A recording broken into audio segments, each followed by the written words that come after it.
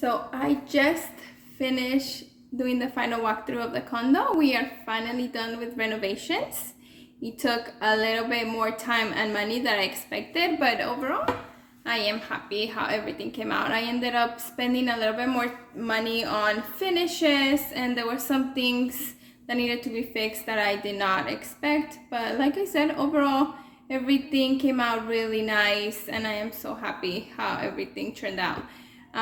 If you guys are in the market to purchase or sell your home and are thinking of doing renovations, I could help you with both. I could help you purchase or sell your home, as well as give you advice on any renovations you might be thinking of doing.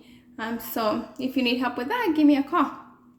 Also, I'm gonna go ahead and play the video of the final walkthrough, and go ahead and let me know what you think.